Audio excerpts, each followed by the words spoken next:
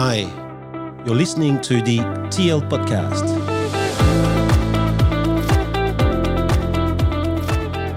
My name is Thomas Hoang, and I am interviewing someone who seems ordinary, but who is achieving extraordinary things. That is the quest of this interview.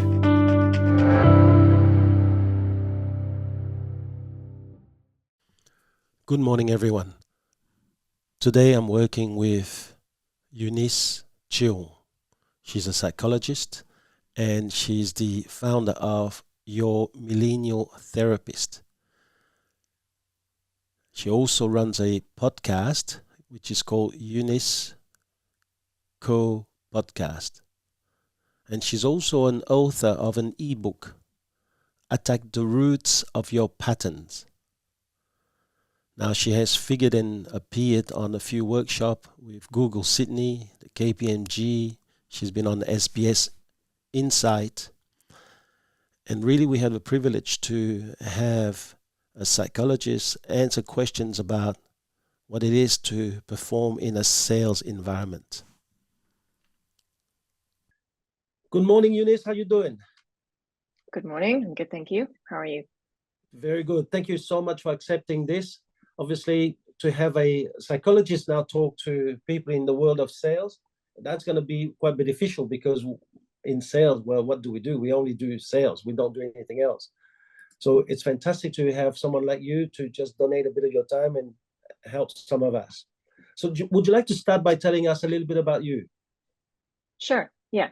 So my name is Eunice. I'm a psychotherapist and I work with a lot of Asian Australian clients that mainly come in because they want to work on their communication or maybe their relationships. So what I do essentially is I help them kind of dismantle and identify the cultural barriers and any limiting beliefs or values that they have that kind of hinder them in being the best that they can be. So I think a very common thing that they come to me with is, hey, look, I'm having trouble communicating with my parents, communicating with my partner, or hey, I've tried to set boundaries or to communicate certain things, but it's not really working. And so when we break that down into sessions, it's usually about maybe, hey, the way that you go about communicating that, or maybe the way in which you're so used to communicating in a certain way that you're expecting a negative response or you're expecting people to shut you down. And so what that creates is it creates this failure and this fear of failure and fear of disappointment that some people hold themselves back in terms of not wanting to speak out about what they want or what they need because they don't want that rejection. So it's really, really fulfilling and interesting work because it gives me the opportunity to go really deep with clients to talk about, okay, well, where does that come from? How does that affect you now? And in light of these experiences, how do you think it's impacted you today in your relationship or in your job and in your friendships? So yeah, I do therapy and I also offer corporate workshops and talking about Asian parents and communication. Okay. All right.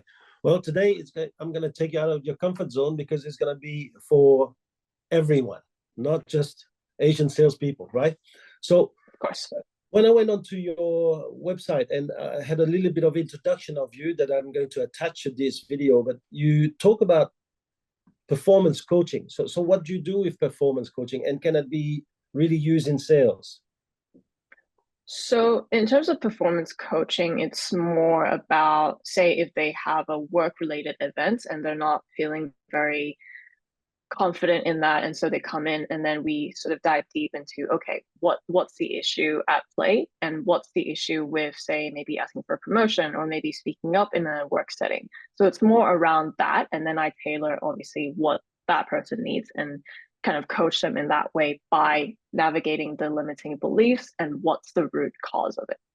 Right, I see. So it's not about the figures. For example, like in sales, we have figures we have to reach. At the end of each month, it's about restarting the same wheels, if you will. And there's a lot of stress because if you don't meet targets, sometimes your job's on the line. I mean, in the sales environment, it's very competitive. And so do you work with people on that, in that respect? Not in the numbers stats figure, but because Okay. I am a psychotherapist, it's more about the like the human side of it and the limiting belief side of things. So it's not necessarily like stats and numbers per se, but more on the limiting belief side. Okay. But when you perform, you have, I mean, if you don't perform, what are some of the limiting beliefs that people have? You mean like when they don't perform well? Yeah, so I see a lot of salespeople. They join a company, and when it's in during the interview, they always say nice thing and they always say the right thing. But then there is a huge discrepancy between what they tell the business owner and their Mm. performance.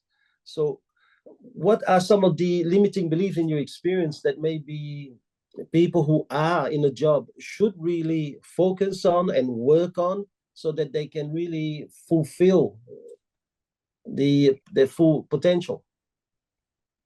I guess it really comes down to, okay, well, if they've joined and say if they are suddenly dipping in their sales performance, then it's not just, I think maybe like trying to understand what is it about maybe the way they work or the way that they need more support or the way that they maybe have their own interpersonal stuff, which is, hey, I'm afraid to sell stuff to people because I'm afraid of being salesy, or I'm afraid of that if I ask this person that they're going to say no. So there's a lot of stuff that comes into play per se.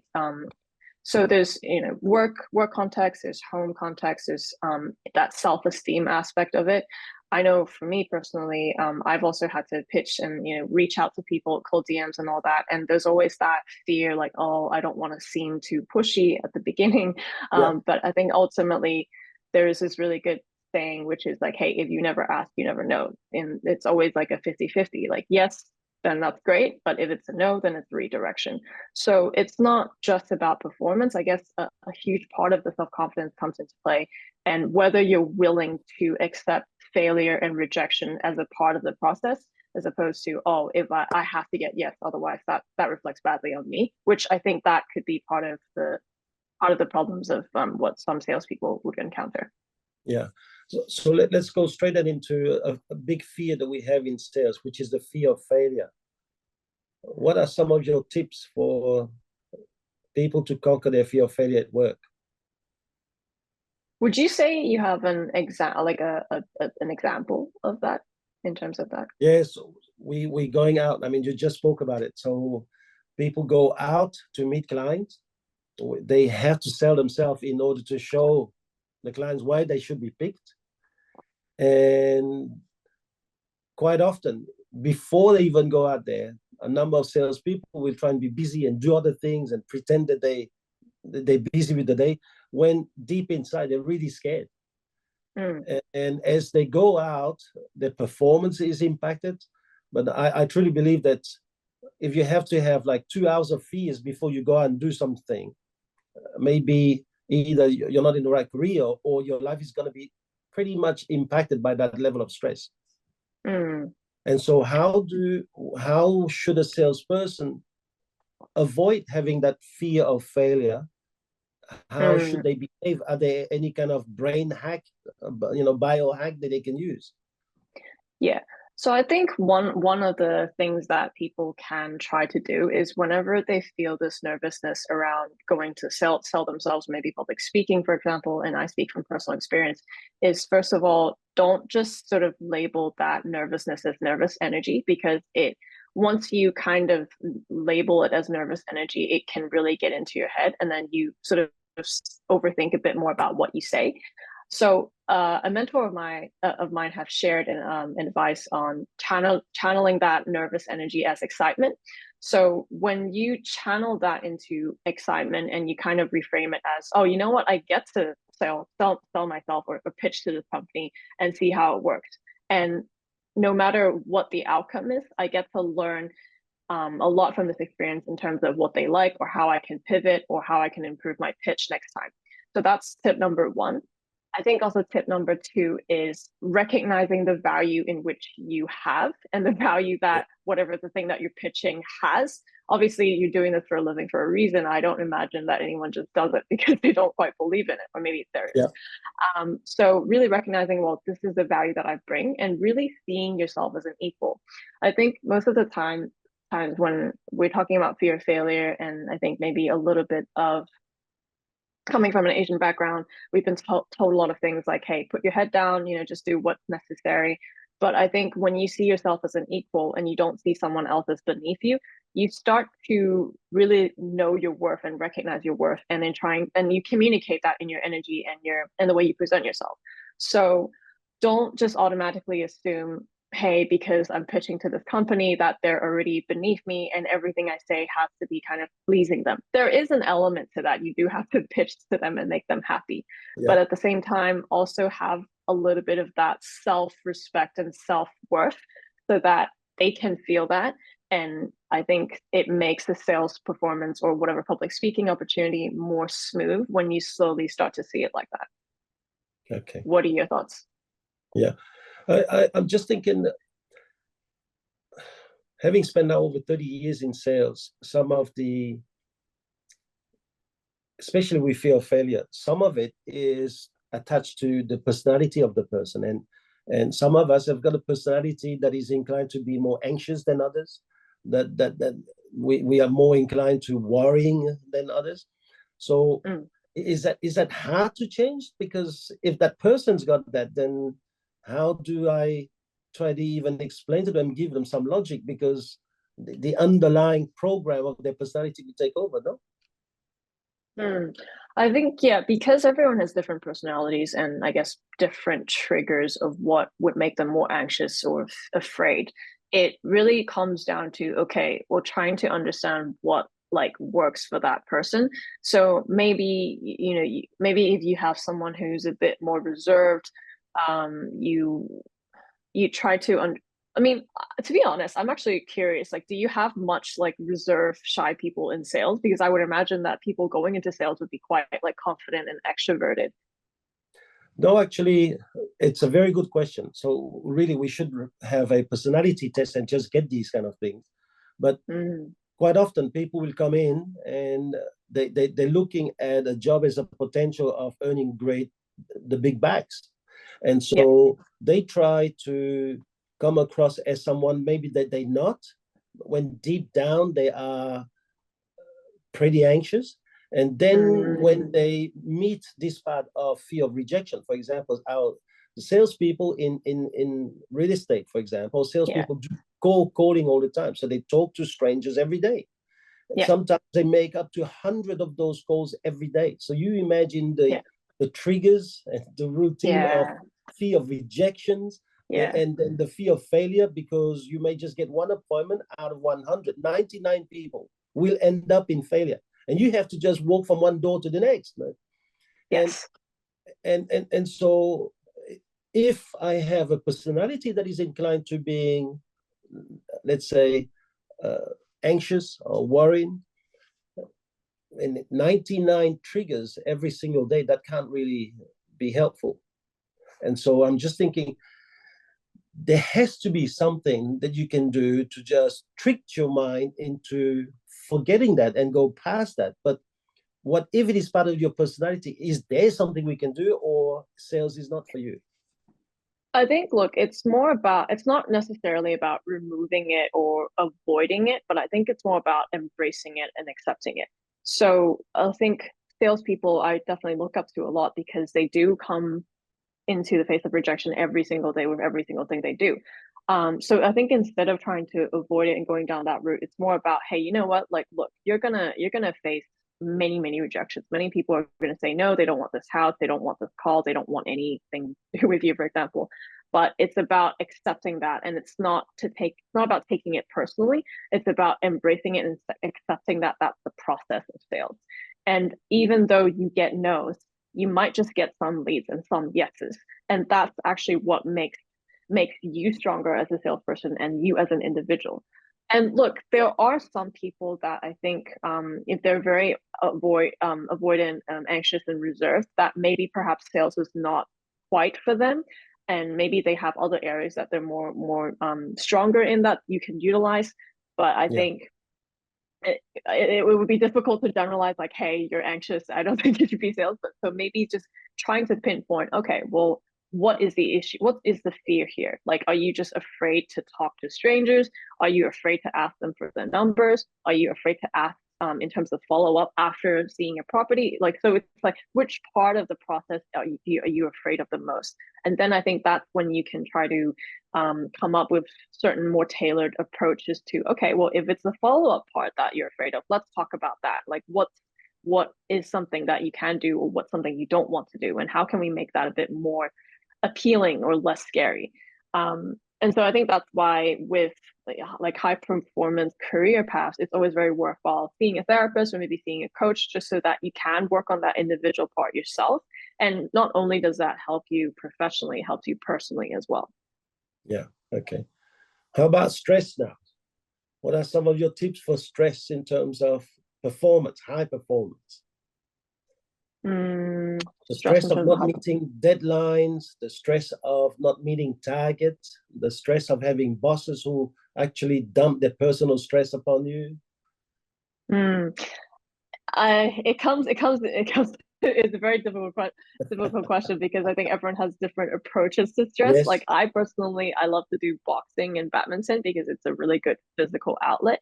So I think no matter how busy work could get, it's always very worthwhile, important to have something like a physical outlet, ideally to help yourself navigate and regulate stress.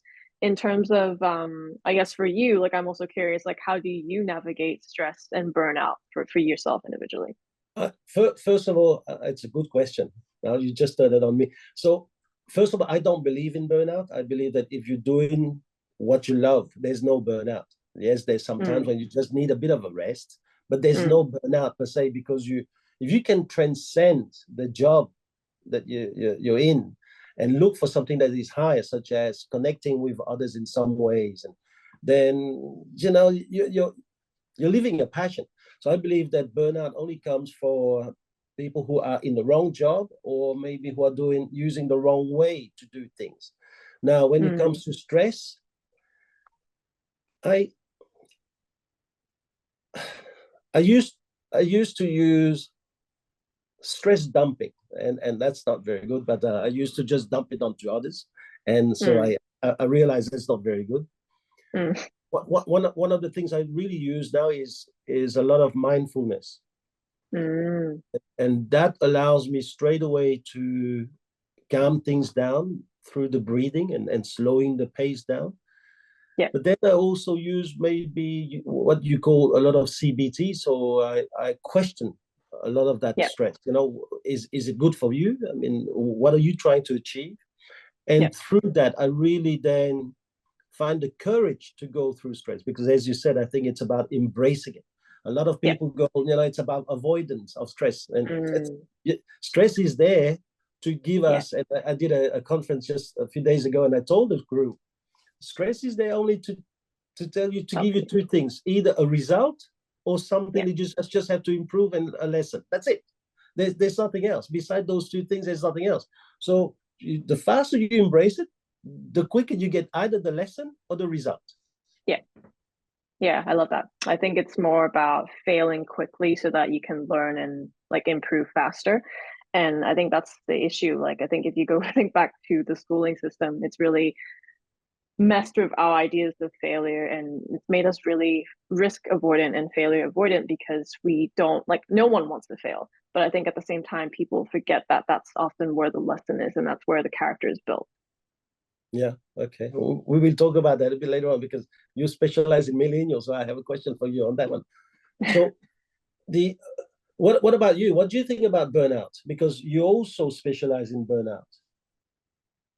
I think, yeah, burnout, in terms of burnout, I've had a lot of clients coming in saying they're very drained from their job. Like, not, might not be sales necessarily, but I think sometimes when they do come in with that, it often becomes about an issue of setting boundaries, or maybe taking on too much. Or I think perhaps a certain type of people are very dedicated employees, and they go above and beyond to the extent that they neglect their own health and their own well-being. So I think I see a lot of that, and with those clients in particular, it's about really, okay, well, learning to take a step back, and how and not going too above and beyond for a company, which I think is obviously different to what you want. But yeah, that's one type. So I think another type of burnout is more about, well, if you neglect your personal life and it's all about work, then how do you stay afloat at work? So it becomes about balancing and really trying to figure out what is it that you're finding it difficult to balance out, or what is it that, so it's a lot of that balanced lifestyle and not just about the work part. Yeah. And yeah, in terms of stress and burnout, I think one of the things I think is most powerful is really trying to understand what is your limit, because everyone has different limit. I think when, say if someone is oh, sorry, I think I'm lagging. It's all right. Take your time. Here. Hello. Oh yes. I know. Sorry, can you hear me correct? Can you hear me? Yeah, you're back. Okay, I'm You're back. back. It's good. Sorry. Technical difficulties. Sorry, I was saying, I think one of the most powerful things in navigating stress and burnout is really understanding where your limit is, because as individuals, we're all very different and we all have different tolerances. And so if someone is unable to, say, manage a full workload, or maybe take on load after someone leaves, it's more about, okay, well, my limit is here, and it's about communicating that. And then there are other times where it's more about picking up more of the workload instead of reducing. So it really depends on what that person is asking. But the problem is with a lot of people, like I know friends who, for example, are working in a company and they're now working until 1 o'clock in the morning, almost every day. Do you get into this wheel of making a living, and then your living expenses increase, and at some stage you can't get out of it? Because if you lose the job that is paying you well, then you're going to lose all of these things that you wanted to do, or that you are doing, or your family is doing, and therefore you're now enslaved. Yeah, the rat race, basically. Yeah. So how do you get out of that? Like, you have, especially we both Asian, so we know, especially Asian parents, they do everything for us. So they'll take more and more and more, because they just want to make sure we go to the best school, we got the best start in life, we got everything right. Sometimes we don't understand it, but that's how they do it. That's their way of telling us that they love us. But so how do they get out of that? I mean, how do people who behave that way, because it's not just Asian parents, there's every kind of person, nationalities that still do that.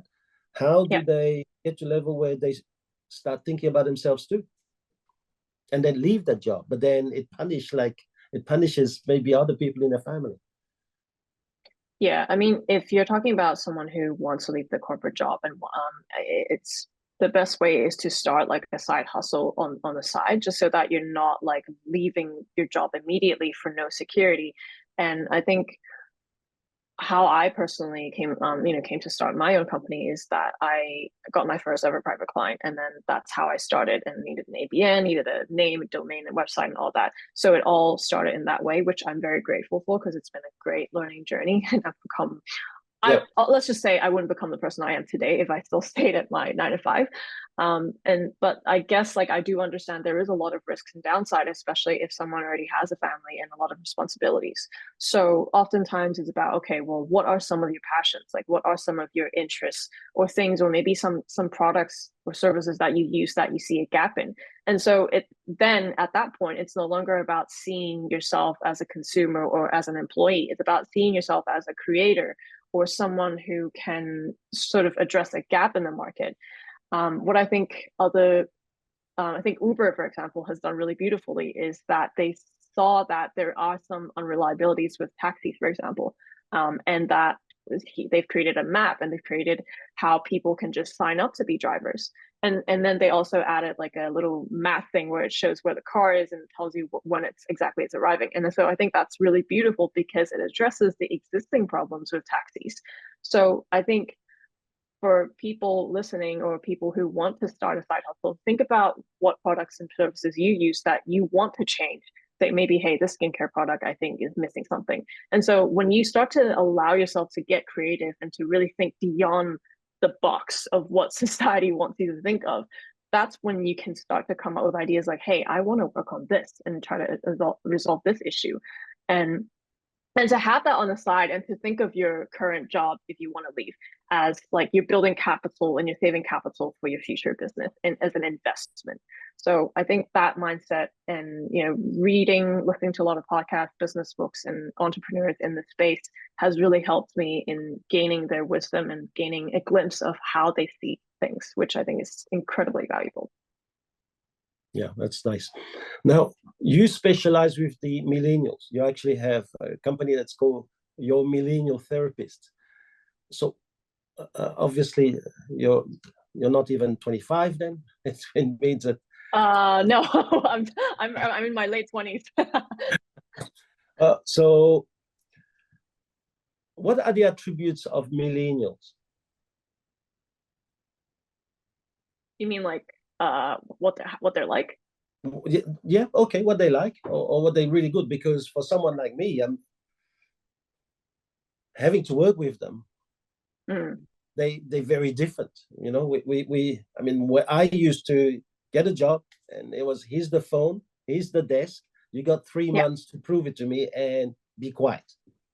Yeah, I don't think it will work these days with the young millennials. Yeah. So I think millennials are more because we have more access to resources and we can, there's more publicized info on jobs, well-being, mental health, and all that. So I think the putting your head down approach and staying silent is no longer, it's not really a thing that millennials do. That's not to say there's obviously pros and cons, but I think in terms of what millennials want is a more supportive environment and knowing that there is growth in terms of their career. And I think that's not to say, you know, oh, they're a very annoying generation, but I think they want a bit more in terms of what previous generations are used to. And so I think part of that is millennials really do value companies that invest a lot in their growth and their development and their career growth. And so I think, like, I mean, I'm curious as to what your experiences are with millennials or maybe even younger generations so far, because again, like, you know, I don't want to generalize. Yeah, good question. I find them maybe lacking resilience. Yeah. I find them. I find that, you know, you had to spend a lot more time and try to really understand the way they feel. And therefore there is no such thing as a square, you know, peg in a hole anymore. You have to almost make a job that fits them. Then you get the best out of them. But if you say to them, no, this is the shape of the job, you either fit it or you don't. You do not keep them for long. Yeah, I understand that. I think I've also connected with another practice owner who runs a physio clinic that he's hired some younger generations, new grads, that they kind of just want to come in for a high salary and not really wanting to do the things that the business side of the practice requires that may lead to rejection. So I think there was something about, oh, I don't want to just sit here and wait for clients, or I don't want to just sit here and sell to clients. And then like my friend was just like, what are you doing here? And then, so I think there are some, you know, some younger people who just in it for the money and they just want the best side of it without knowing that, hey, the best side of the business and sales and the best part of life comes with the sacrifices and the hardship and the challenges that you have to face. So yeah, like I totally understand where you're coming from. There are a lot of younger people nowadays who only want the good, but they don't want to go through the bad. And so I think maybe perhaps that when you recognize that in your process of in recruiting, it's best to weed those out, or maybe just set expectations like, hey, these are long hours. This is the reality of the job. But hey, the benefits or the perks or, you know, what you gain out of it is very good, but you also have to put in the work in. So I think when you set the expectations from the start, it helps them get a better view. And so like my friend, like the new grad, like didn't work out because yeah, like he just wanted the money, but he wasn't willing or even interested to understand the business side of things, which is how you build businesses, how you make things work, and how you get more clients and retain them. So that is one unfortunate effect of some people these days in the young generations. So how do you change them? Like, how do you help them change their mindset when they go to a job interview or go to work for someone? Ultimately, if they do come to see me, like obviously they do know that they need to change and they want to change. So that's a great start, because anyone who comes in who doesn't want to change is a bit difficult to work with. And so when they acknowledge and see that, hey, that is actually an issue, it's more about, okay, first of all, understanding where some of their existing beliefs come from. Like, okay, like what has made you not want to do this, or why do you think this is important? So really like sales process, like really understanding their perspective first. And then I think it's about, okay, well, look, how is your existing way serving you right now? If it's not, then how can we slowly start to unlearn them and reframe into a more sustainable way, or a better way that helps you cope with both side of things and not just the good side. Because I think a lot of people often think, oh, I just want the good, I don't want the bad. And they tend to run away from the bad, or any sign of rejection, fear. They just run away from it, but it's more about embracing it.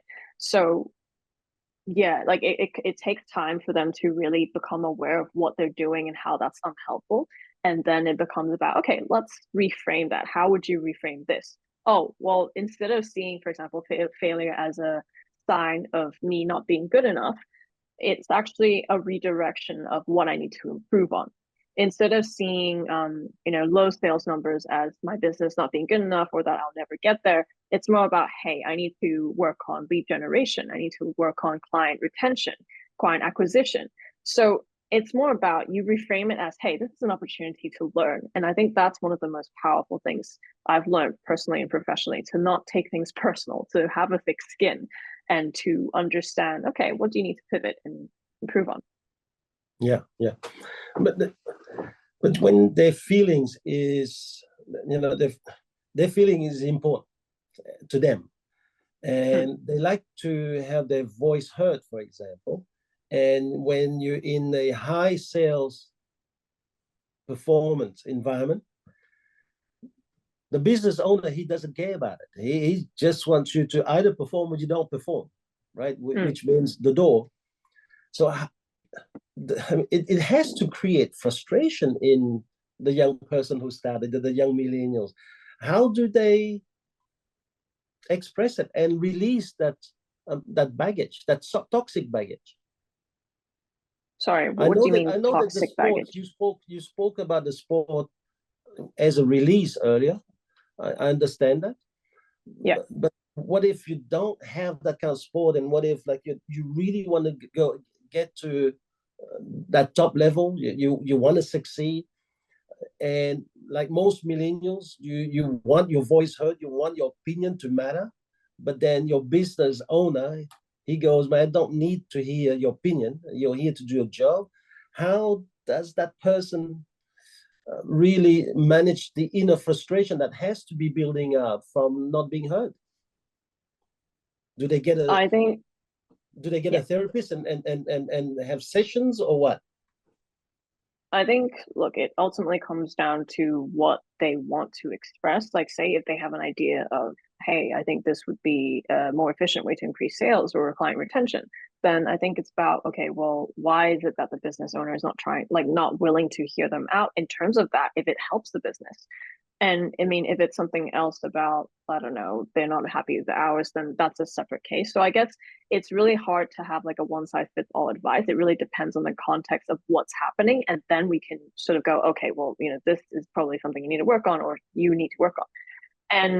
And so obviously, I think it's important that like the workplace does value their input and does hear them out, in terms of if it's like helping the business. But if it's something else, then internally, then maybe it's good for them to go seek professional help, or maybe coaching or therapist, to really work on, hey, like I'm feeling really frustrated because like I don't feel valued, for example. And so that becomes a separate matter. Yeah. But I mean, I'm curious to hear what did you mean when you say toxic baggage? I truly believe that if you want to share your feelings, and business owners goes, listen, mate, until you do well, I don't need your opinion. That stoppage of communication has to create some kind of toxicity within the individual. It's almost like, what, my opinion does not matter, and I have ideas that are unheard, and that starts doing their head in, right? And that's what I call about toxic garbage that you start to carry, and you loop. So a lot of people start looping into it, So, and I know now these days that people are more willing to work with psychologists and psychotherapists, because they really have realized that, the human mind is a little bit more complex. We don't go to school and get any education unless we go to university and do these things. And because life is becoming more and more fast-paced and busy, we often need that external help. So so what does it take now for a salesperson to work with you?